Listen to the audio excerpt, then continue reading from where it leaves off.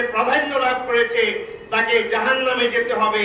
এই কারণে উলাইকা কালানাম বাল হুম আদল।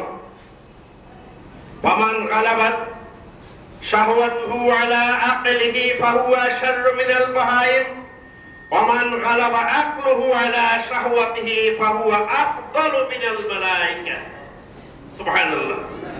আজ আকল, বুদ্ধিবৃত্তি এবং জ্ঞান চর্চা, মেধা মননশীলতা চর্চার মাধ্যমে সে পুরুষত্বকে বিসর্জন দিয়ে মানবিক গুণাবলী অর্জন করতে পারবে।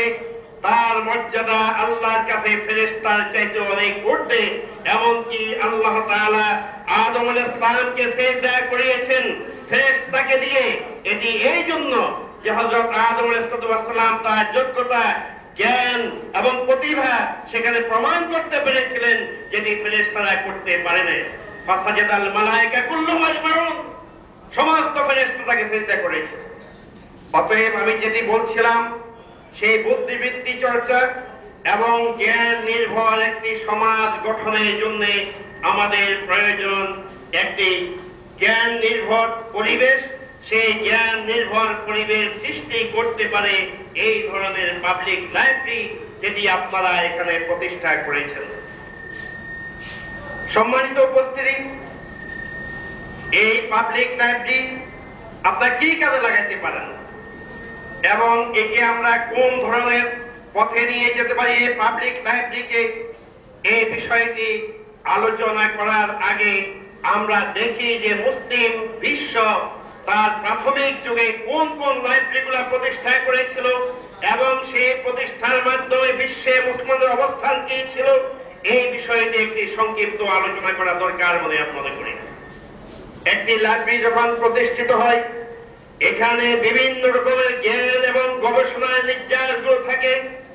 পণ্ডিত লোকেরা বছরের পর বছর গবেষণা করে, বছরের পর বছর চিন্তা করে, সেই চিন্তার রেজাল্টটি একটি বইয়ের মধ্যে ছাপানো হবে, আমরা পেয়ে যাই।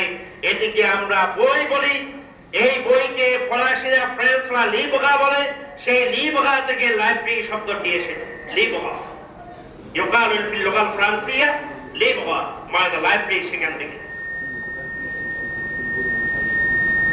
মুসলিম বিশ্ব যখন নেতৃত্ব দিচ্ছিল, তারা দামেস্কে উমাইয়া যুগে বাগদাদ দামেস্ক প্রতিষ্ঠা করেছিলেন।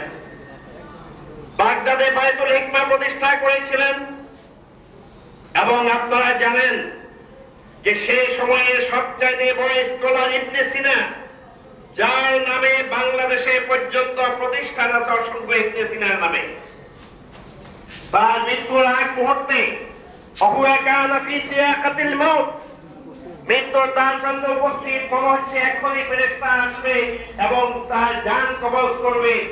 এই মুহূর্তে তিনি তার শিষ্যদেরকে ডেকে বললেন, আমি তোমাদেরকে মেডিকেল সায়েন্সের একটি প্রবলেম নিয়ে গবেষণা করতে বলেছি, সেই গবেষণার ফলাফল কি তোমরা আমাকে বলো।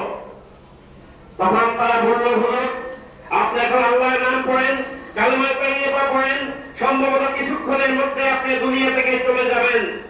তখন তিনি বলেছিলেন, আমি দুনিয়া থেকে চলে যাব ঠিক, যদি এই যাওয়ার মুহূর্তে মেডিকেল সায়েন্সের একটি গবেষণা সিদ্ধান্ত দিয়ে বিশ্ব মানবতার কল্যাণের জন্য যদি আমি একটি অবদান রেখে যেতে পারি, তাহলে কিয়ামত পর্যন্ত মুসলিম বিশ্ব তার দ্বারা উপকৃত হবে এবং সদকায়ে জারিয়ার সওয়াব আমার আমলনামায় লেখা হতে থাকবে। অতএব যে কথাটি বলছি, যারা জ্ঞান চর্চা করেছেন এইভাবেই তারা চর্চা করেছেন এবং এইভাবে চর্চা করতে করতে আজকে আমাদের কাছে এই জ্ঞানের পর্যায়ে পৌঁছেছে। যেমনি ভাবে বলছি, বাগদাদে খলিফা হারুন রশিদ